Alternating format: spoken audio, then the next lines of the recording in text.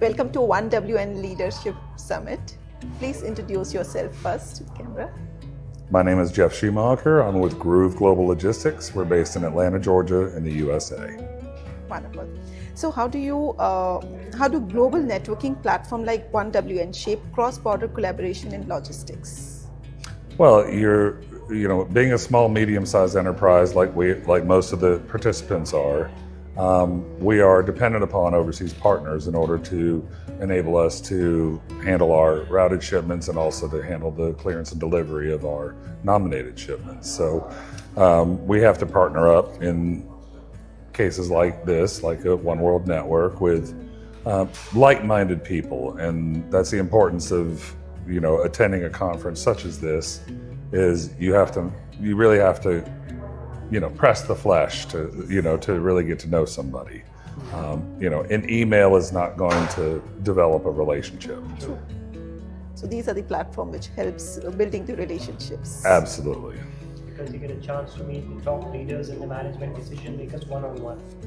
Correct, and you get to discuss your stylistic preferences and your methodologies, and make sure that they are matching up, because not everybody is going to be a perfect match, and it's unrealistic to think that they are. Because I mean, come on, how many voters are there in India? What, 3,000?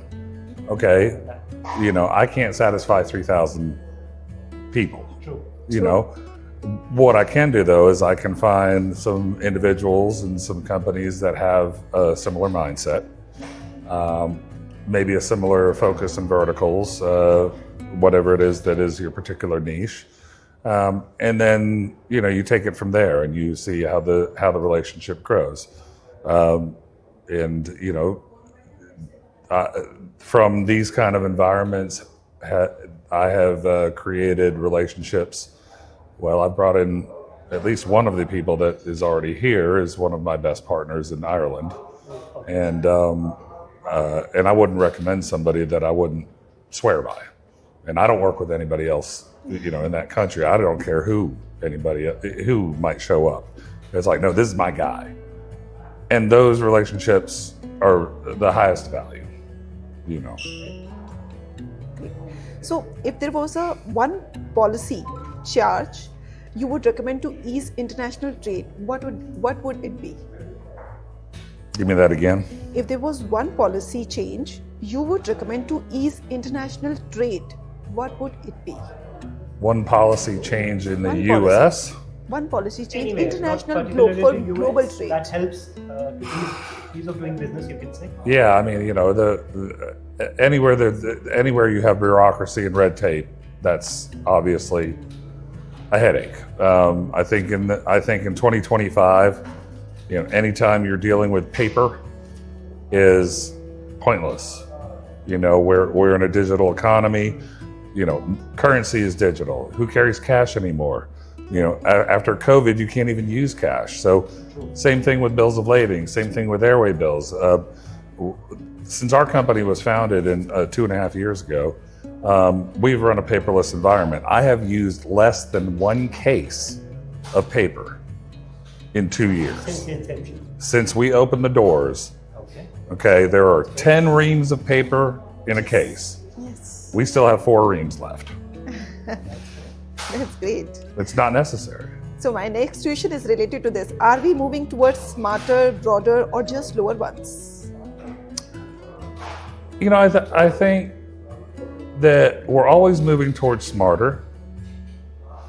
I think that it is, the bottlenecks are usually the bureaucracy. The bottlenecks are usually going to be your third world, second world countries that are going to hold things up a little bit. So, while your G7, G8 countries are, they're going to be the first to adopt. It takes a little time for everybody else to get on board, but I think it's starting to break through, and I think there's some technological leapfrogging that's going to be taking place.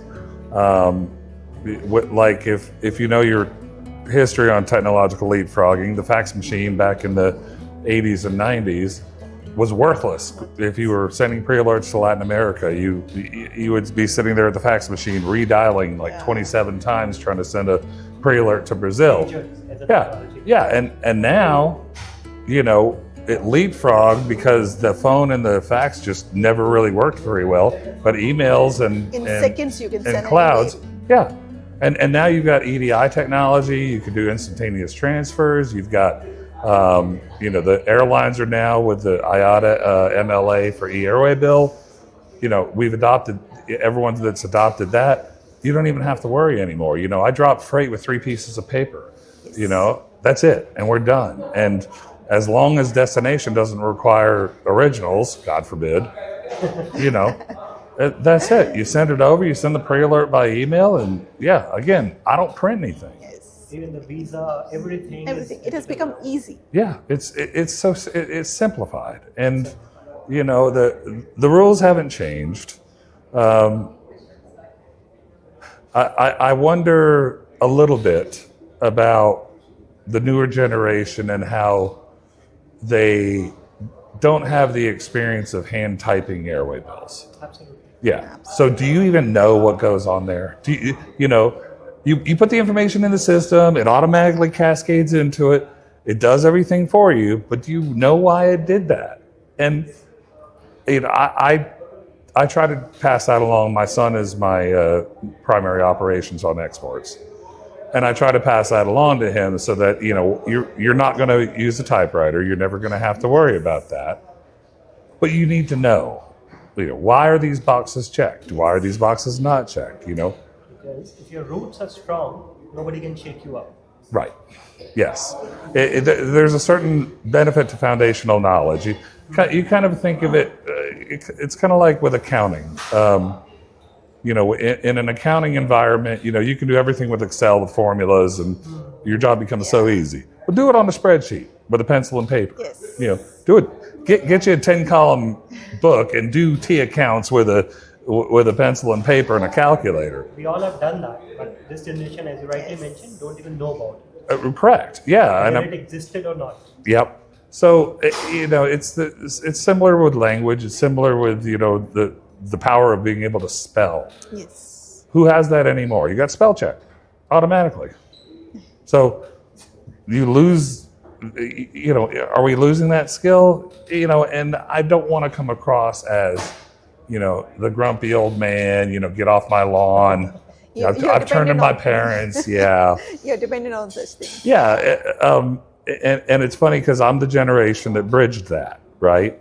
So I was born in '66. There were no computers. You know, computers were a Cray supercomputer that took Yeah. up 2 city blocks, Yeah. right? I remember in the early mid '70s, Pong, the first video game, right? Yeah. I remember that. I remember all the transition. When I went to grad school, I got That's half. why we have seen everything. That's why we feel today it's easy Yes, yeah. because we have gone through that phase. Well, and I think people are spoiled. Yes. I think people are spoiled, and you know, and in some ways, I think people take for granted. Sometimes you hear people talk about, you know, oh, the poverty levels and this, that, and the other thing. I'm like, yeah.